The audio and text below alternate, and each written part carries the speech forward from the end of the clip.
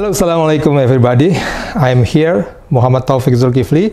Want to talk about Islam or Muslim YouTuber or somebody who convert to Muslim, ya, and then make YouTube contents. Ya. Jadi hari ini saya ingin bincang-bincang tentang para YouTuber yang membuat konten YouTube tentang Islam dan dia sendiri biasanya adalah seseorang yang pindah agama atau kembali, ya, kita katakan kalau sebagai orang Islam kembali ke Islam, revert or convert or kita sebut sebagai mu'alaf. Ya.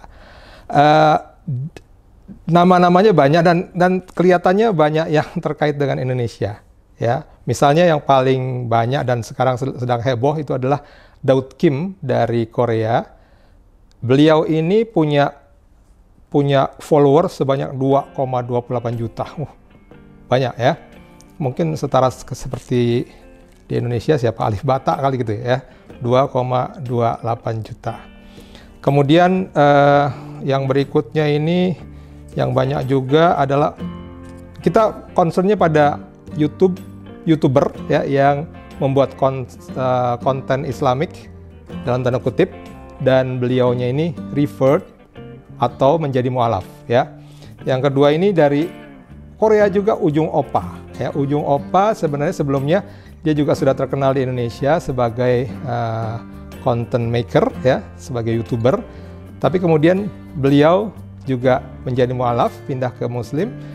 Ada 1,71 juta ya.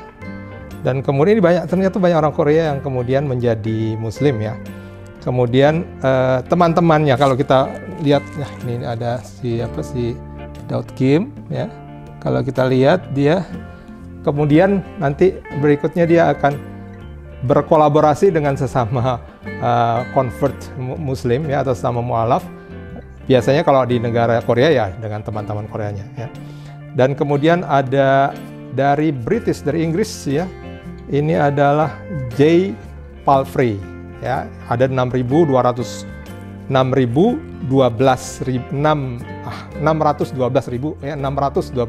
ya. Dan kemudian yang baru juga dari Amerika, Carolina Utara ya. Waatwa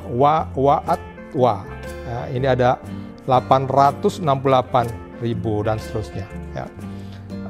Teman-teman dari Korea ini seperti teman-temannya Daud Kim, ada yang namanya Rashid Oh ya. Kemudian ada yang sering dibawa itu misalnya Daniel atau siapa ya.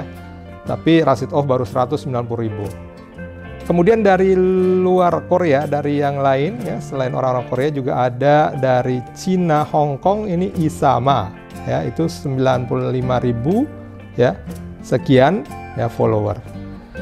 Ada dari Jepang Samurai Muslim, ini juga berkaitan dengan Indonesia ya. Jadi dia Islam tuh karena mungkin bergaul dengan Indonesia, pernah ke Indonesia dan seterusnya. Kemudian ya yang lain-lainnya ya, kalau yang orang Indonesia asli juga ada orang-orang yang kemudian ketika tadinya sih memang YouTuber, tapi kemudian ketika dia pindah ke Muslim, pindah menjadi beragama Islam, dia membuat konten-konten yang isinya adalah tentang bagaimana mereka menemukan Islam ya, terus kemudian apa yang berubah ketika dia menjadi Muslim, kemudian kegiatan sehari-harinya. Misalnya Delvano Caris ya, itu ada 400.000-an follower ya. Kemudian kakaknya ya, atau abangnya Junior Caris ya. Kemudian ya yang lain-lainnya banyak ya. Kalau yang satu lagi ada Ilyas Tan, ini baru ya, saya baru temukan, itu dari Singapura ya, orang Singapura yang kemudian juga membuat konten Muslim. Jadi intinya begini ya, intinya adalah mereka memang orang-orang yang alhamdulillah mendapatkan hidayah dari Allah Subhanahu wa taala dan kemudian membuat konten-konten yang isinya sangat menarik ya, karena menggambarkan perjalanan mereka, bagaimana mereka mendapat hidayah ya. Ada kemudian yang gimana sih mereka dapat, ternyata ada yang sering membuat reaksi-reaksi dari kisah-kisah Islam ya. Jadi kalau misalnya ada video tentang Islam, keajaiban Al-Quran, kemudian kemahabesaran Allah, kemudian yang lain-lain ya, itu dia kemudian nonton dan buat video, reaction video gitu ya.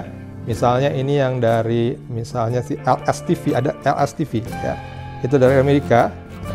dia sudah punya 77,6 ribu, tapi kemudian kontennya seperti itu. Nah, saya sebenarnya memperhatikannya karena senang juga ya melihat. Kadang-kadang kita sebagai orang Muslim yang baru dilahirkan, sejak dilahirkan menjadi Muslim, itu jadi seperti berislam seperti biasa-biasa saja. Nah, biasa saja. Tapi ketika kemudian ketemu dengan orang yang baru masuk Islam, kemudian dia menggambarkan bahwa betapa dia tersentuh kalau membaca Al-Quran, mendengar azan, dan seterusnya, itu kayaknya kita baru gitu mendapatkan sesuatu yang oh begitu ya gitu ya.